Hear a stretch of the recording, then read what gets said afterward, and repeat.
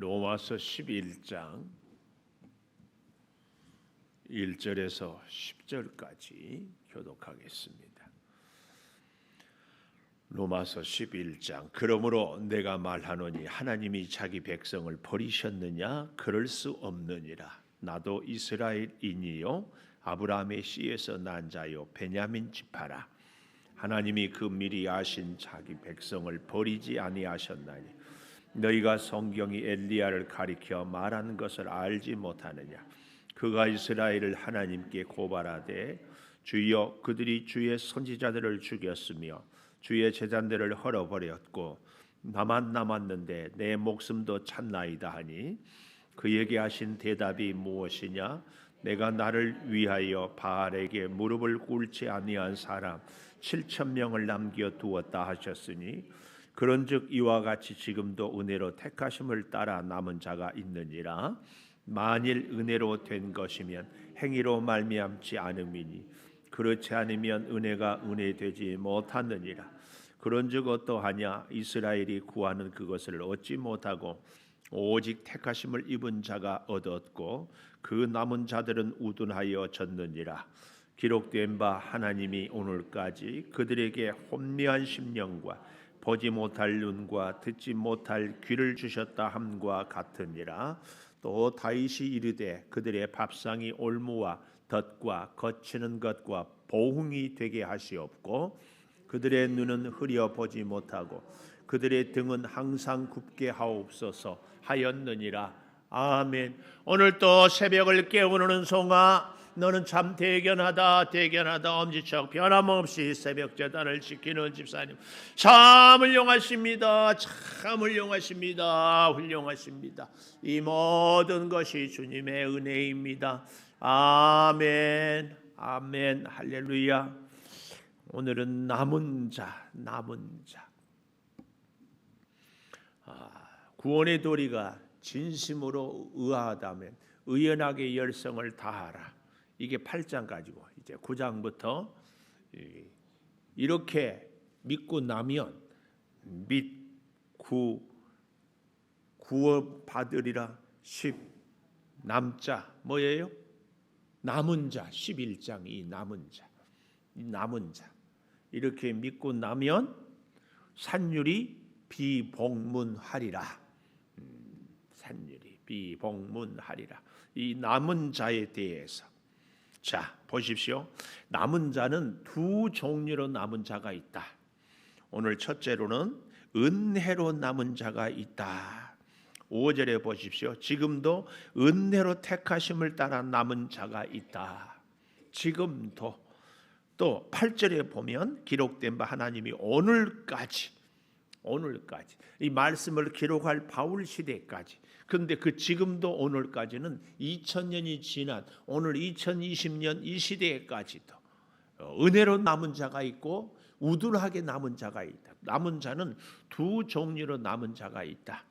자, 그러면 첫째 은혜로 남은 자. 근데 이제 은혜로 남은 자를 설명하기 위해서 우리가 어제 보지 않았어요? 종일 내가 너희를 기다리며 손을 벌렸다. 그런데도 참 안타깝게 다 순종하지 아니하고. 왜? 저들이 말씀을 지키지 않고 듣죠. 그래서 하나님의 방법이 어떻게 했어요? 이방인을 복을 줘서 이스라엘 백성을 시기나게 해가지고 결국은 그들을 다 구원 얻게 하려고 했는데 안타까운 것은 그들이 그러면 이스라엘 백성들이 이렇게 돌아오지 않으니까 이제 오늘 질문을 하는 겁니다. 1절 그러므로 내가 말하노니 하나님이 자기 백성을 버리셨느냐? 하나님이 자기 백성을 돌아오지 않으니까 버리셨느냐? 하나님의 절대 주권 가운데. 그러나 바울은 절대 버리지 않았다. 그 첫째 증거가 뭐냐? 첫째 증거가 뭐예요? 나도 이스라엘이요. 바울 자신이 나도 이스라엘인요. 아브라함의 씨에서 난 자요. 베냐민 지파다. 나 같은 사람. 스데반을 죽인 데 앞장섰던 사람. 나름대로 하나님의 율법에 열심이라고 했던 나도 하나님이 예수 믿고 구원 얻게 했다. 이것이 첫 번째 증거예요. 우리는 항상 제가 그렇잖아요. 우리 교회에 무슨 일이 있으면 말하는 사람이 하자. 신앙생활입니다. 이것은 뭐 이래라 저래라 이러쿵 저러쿵 할 것 없어요. 내가 말씀에 순종하고 내가 말씀의 증인이 돼요. 이게 신앙이에요. 첫 번째, 나도 이스라엘인이요 아브라함의 씨요 베냐민 지파다. 이것을 얘기해요. 두 번째 증거, 하나님이 이스라엘을 버리지 않았다는 두 번째 증거가 뭐냐? 엘리야를 통하여서 증명을 하고 있습니다. 엘리야 2절 마지막에 너희가 성경이 엘리야를 가리켜 말한 것을 알지 못하느냐? 그가 이스라엘을 하나님께 고발했어요. 뭐라고요? 주여, 주들이 열왕기상에 보면 주여, 그들이 주의 선지자들을 죽이고 주의 제단을 헐어버리고 나만 남았는데 내 목숨도 찾나이다. 이게 뭐냐면은 하나님께서 이 엘리야를 은혜를 주셨어요. 은혜를 주셨는데 어느 정도로 은혜를 주셨는가? 우리가 잘 알지만 구약의 위대한 선지자들이 참 많지만 그 중에도 첫 손가락 꼽은 선지자를 엘리야 선지자. 어떻게 말할 수 있어요? 하늘에서 불을 내려서 3년 반 동안 비가 오지 않게 기도했더니 비가 오지 않아. 그것도 위대하지만 어때요? 모세는 결국은 가나안 땅에 들어가지 못했지만 엘리야는 죽지 않고 천국에 올라갔거든요. 이 정도로 하나님. 근데 참 재밌어요. 이게 시대의 역설이고 엘리야처럼 탁월한 선지자가. 근데 그 시대가 구약의 역사의 가장 악한 왕 아합 왕, 그의 아내 이세벨, 하여튼 둘째가라면 서로할 못될 왕. 이 참 기가 막혀요. 근데 그 시대가 가장 탁월한 선지자 엘리야 시대예요. 우리 대한민국의 제일 좋은 병원 어떤 병원일까요? 고치기 어려운 환자들이 제일 많은 병원이 제일 좋은 병원이에요. 미안하지만 이 동네 의원들은요 그냥 감기나 진통제나 뭐 간단한 주사나 맞고 나질 고칠 이런 환자들이 가는데 동네 병원이에요. 우리 백석 병원을 무시하는 것도 아니고 이 사실을 그렇게. 근데 어때요? 좋은 병원은 진짜 어디서든지 고치지 못해, 찾지도 못해, 원인도 못 찾. 그래서 시설이 기계가 진짜 최첨단이고 의사들이 굉장히 많고 각 분야의 전문가들이 또 여러 세계의 석학들하고 서로 교류하고 이렇게 이제 그런 비용을 이제 그런 이 비결을 그대로 적용해 보면 여러분 믿음이 좋은 아내는 아주 고약한 남편하고 산다. 아주 믿음이 좋은 부모는 아주 속색이는 자녀를 산다. 자녀. 말이 돼요, 안 돼요? 다 그런 것은 아니지만 그러는 경우가 왕왕 있어요. 주변에서. 그래서 여러분 중에 우리 자녀나 내 남편이나 아내가 진짜 속색이거든. 내가 믿음이 좋구나 그렇게 위로 받으세요. 아멘. 위로 받으셔. 이제 그것을 저가 이제 우리 교회, 우리 창조 교회가 좋으려면은 진짜 속색이는 교인이 많아야 돼. 세상 어디에서 감당 못할 교인이 창조 교회에 있으면 우리 교회가 좋은 교회. 이렇게 얘기하면 알았어요, 목사님. 내가 창조 교회 좋은 교회 만들려고 내가 목사님 속 좀 새기겠습니다. 이 말이 되는 것. 이제 그게요. 우리 11장 이제 나중에 가보면은 다음에 보면 알겠지만 접붙이는 원감람나무 또 그 뿌리. 그래서 원감람나무 가지를 끊었다. 그러니까 이스라엘 백성들을 향하여서 이방인들이 조롱할 수 있느냐? 너희들은 하나님의 백성에게도 구원받지 못했다. 그럴 수 없다. 원가지도 하나님이 잘랐거든. 너희 이방인들이야 무엇가 아쉬워서 안 자르겠느냐? 그래서 우리가 참 기억해야 될 것은요.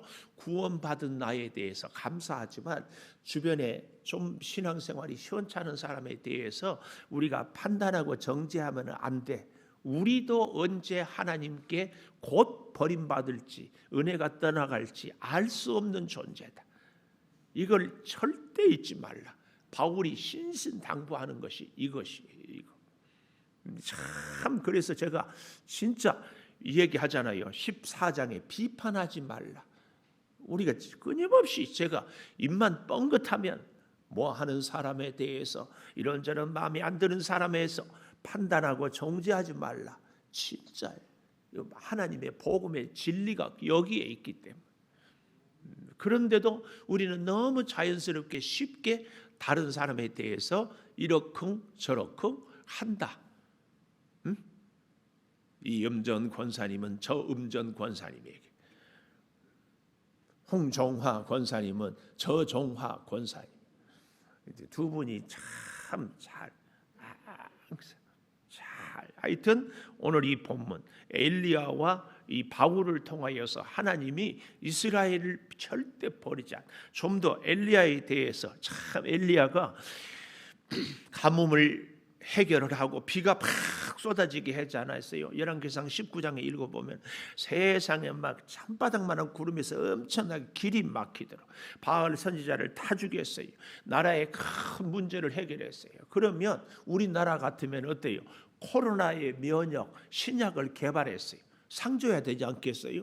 나라가 국가 위기, 코로나보다 더 어려운 게 3년 반 가뭄이 들어가지고 참 그랬습니다.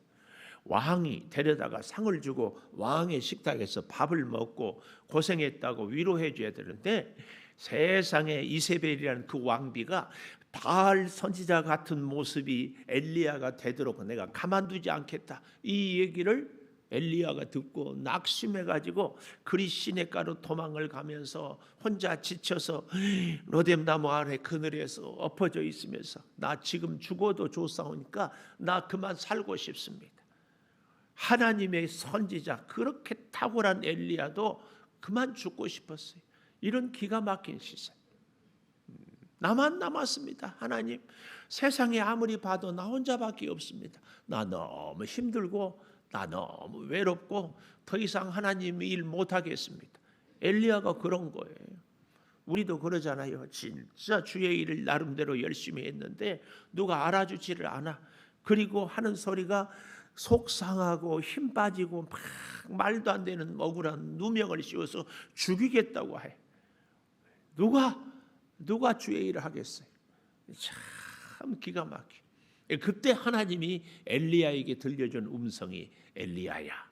그리고 이제 그에게 까마귀를 통하여서 먹을 것을 주고 위로를 주면서 하시는 말씀이 여기 있는 그 말씀.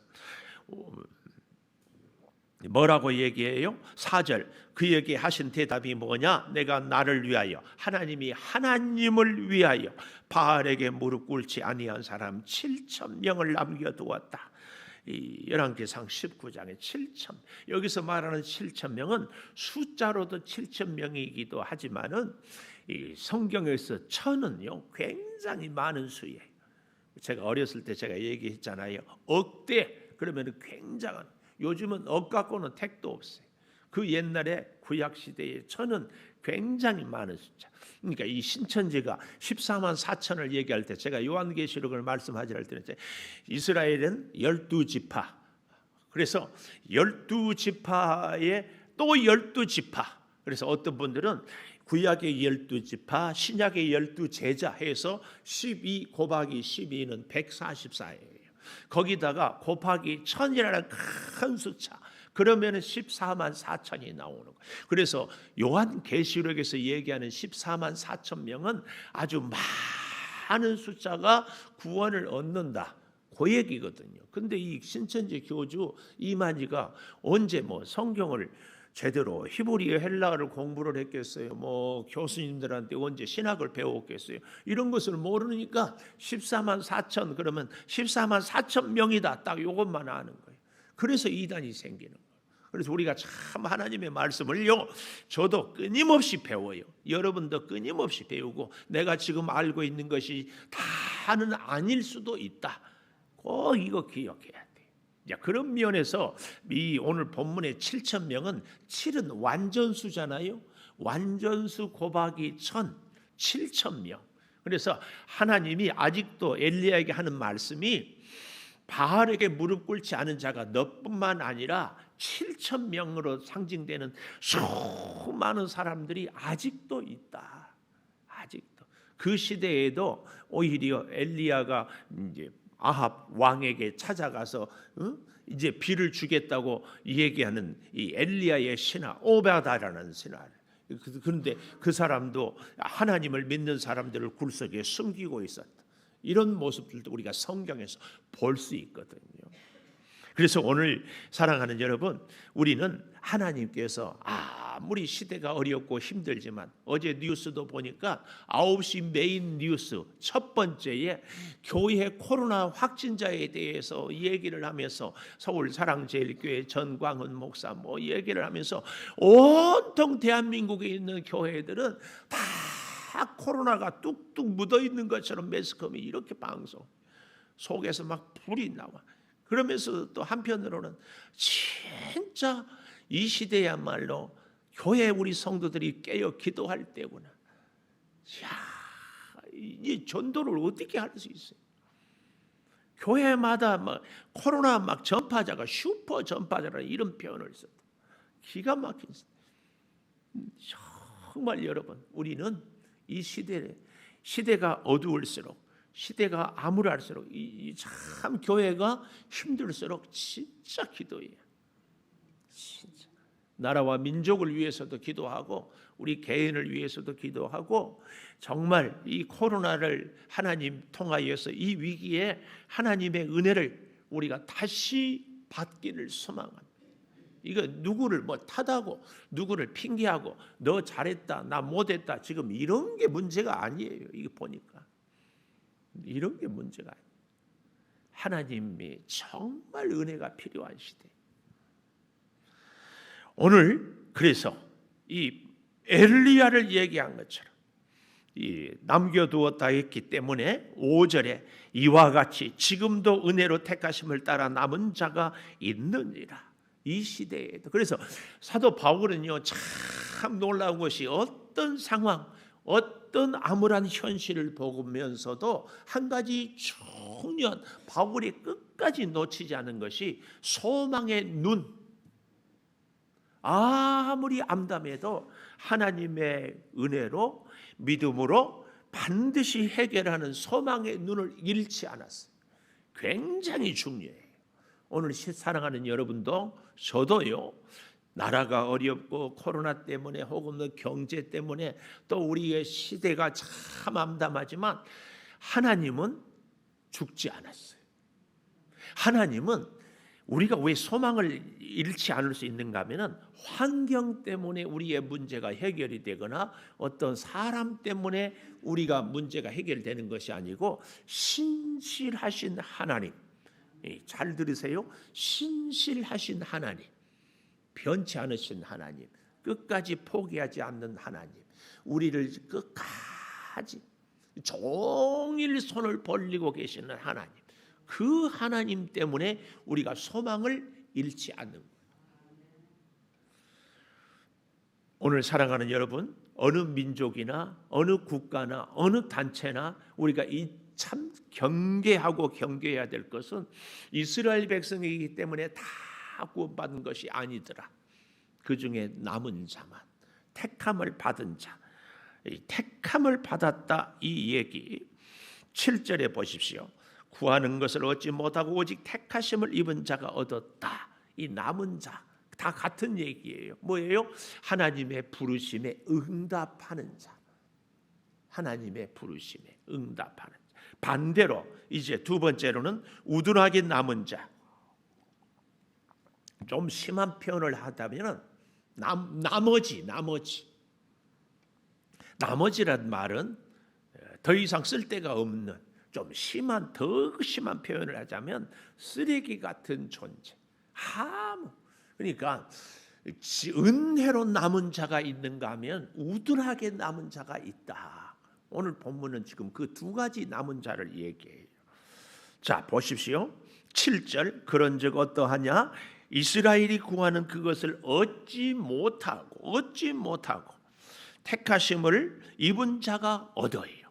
그래서 오직 택하심을 입은 자가 없고 그 남은 자들은 우둔하여 졌다. 이 우둔하게 남은 자가 있더라. 은혜로 남은 자가 있고 우둔하게 남은 자. 우둔하게 남은 자는 어떤 자인가? 8절에 보십시오. 하나님이 오늘까지 그들에게 혼미한 심령,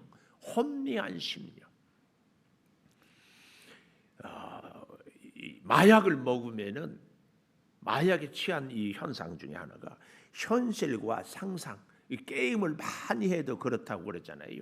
게임 속의 상상의 세계인지 현실의 세계인지 분간을 못한 이 혼미한 심령이란 것은 하나님의 은혜와 하나님의 음성과 하나님의 돌보심인지 아니면 이것이 사탄의 꾀임인지 이것이 잘못된 것이지 분별을 할 수 없는 것, 이게 혼미한 심령.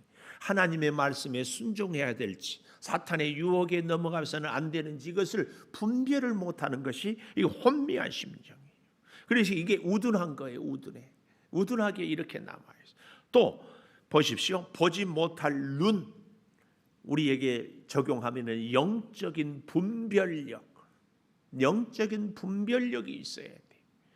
참 우리가 살아오면서 이런 경우들이 참 많잖아요. 그때 참 그 길을, 그때 그 직장을, 그때 그 사람을, 그때 그 일을 했으면은 참 또 반대로 참 그때 그 일을 안 하기를 참 잘했다. 그때 그 사람하고 동업 안 하기를 참 잘했다. 이런 일들을 우리가 지나오면서 경험하잖아요. 또 깨닫게 되잖아요. 영적으로도 더욱 그렇습니다. 이 말씀을 듣고 내가 순종했어야 되는지, 그때 안 하기를 참 잘했는지, 이거 분별력, 보지 못할 눈, 반대로 은혜로 남은 자는 잘 볼 수 있는 눈이 있겠죠. 그런가 하면은 듣지 못할 귀, 하나님의 말씀이 들려지고 생명의 말씀이 들려지고 성경 말씀이 들려져야 돼요. 나를 살리고 내 이웃을 살리는 그 말씀이 들려져야 되는데 그렇지 못한 잘못된 말씀, 미혹의 말씀, 내 자신도 은혜를 받지 못하고 다른 사람의 영도 죽이는 이런 말씀이 들려지는 이거 우둔하여 남은 자예요. 우둔하여. 그래서 여러분 제가 정말 간곡히 수없이 반복하는 게 믿음의 눈을 열어서 꼭 보아야 할 것을 볼 수 있는, 믿음의 귀를 열어서 꼭 들어야 할 수 있는 말씀을 꼭 들어야 할 말을 듣는 그런 우리가 되게 해달라고 진짜 기도해야 됩니다. 순간의 선택이 평생을 좌우해요. 우리는요, 순간의 선택이 영원을 결정합니다. 영원히 죽느냐 사는 영원. 정말 그래서 우리가 기도할 때마다 보아야 할 것을 볼 수 있는 분별력, 들어야 할 것을 들을 수 있는 분별력, 혼미한 심령이 아니라 영적으로 깨어있는 심령. 이거 좀 더 그 다음 9절 이하에도 보십시오. 9절에 보면 이렇게 얘기해요. 또 다윗이 이르되, 다윗의 말씀을 인용을 하는 거죠. 시편 69편 뭐라고요? 밥상이 올무와 덕과 거치는 것과 보응이 되게 하시옵고. 이 밥상, 이건 뭘 얘기해요? 밤낮으로 추구하는 우리의 세상의 관심사, 육체적인 관심사. 그러니까 좀 더 쉽게 이 구절을 얘기하면 하여튼 세상에서 좀이라도 더 잘 먹고 잘 살기 위해서 애쓰고 발버둥 치는데 그것이 오히려 그 사람들의 인생의 올무가 되고 덫이 되고 걸림돌이 되게 해달.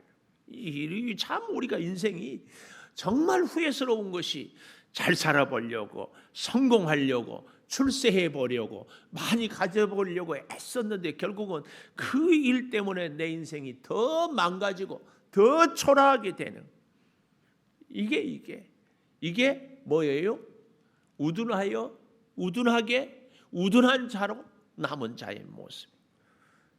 이런 모습들은 10절에 다시 한번 그들의 눈은 흐려 보지 못하고 그들의 등은 항상 굽게 하옵소서. 항상 굽게 하옵소서. 뭐예요? 제대로 인생을 떳떳하게 복되게 살지 못하고 비굴하게 살게 되는 이 안타까운 모습. 오늘 이 이스라엘의 남은 자의 모습을 얘기합니다.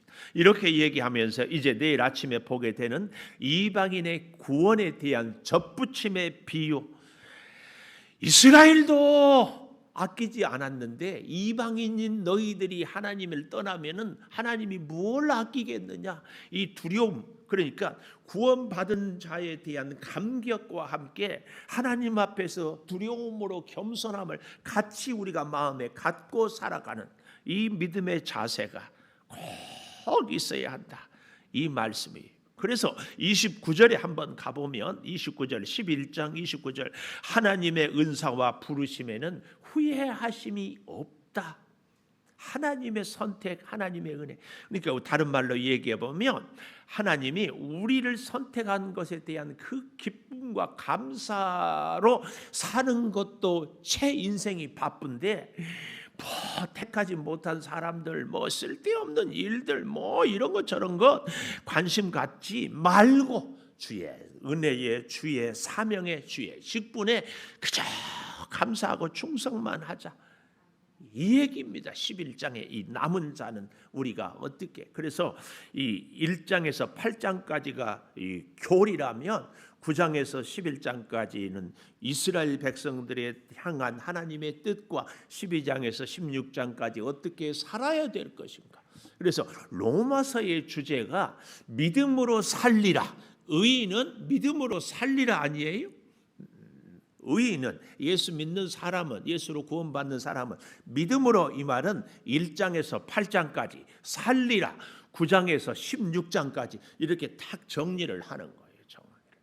기도하겠습니다. 참으로 감사합니다. 아버지, 참으로 감사합니다. 우리들을 남은 자로 삼아 주시는데 특별히 우리의 의, 우리의 자랑, 우리의 노력이 아니라 은혜로 남은 자로 살게 해주시니 참 감사합니다. 아버지, 결코 우둔하게 남은 자가 되지 않게 주여 은혜를 허락하여 주시니 더욱 감사합니다. 혼미한 심령, 보지 못할 눈, 듣지 못할 귀가 되지 않도록 주여 도우시고, 엘리야에게 주셨던 그 은혜를 오늘 우리들에게도, 바울에게 주셨던 그 은혜를 오늘 우리에게도 주시니 감사합니다. 주여 은혜로 남은 자로 주님 은혜를 감사하며 헌신하며 순종하며 살게 도와 주시옵소서. 지금은 우리 주 예수 그리스도의 은혜와 아버지 하나님의 무한하신 사랑과 성령의 감화 감동하심이 영원토록 함께 하시옵기를 간절히 축원하옵나이다. 아멘.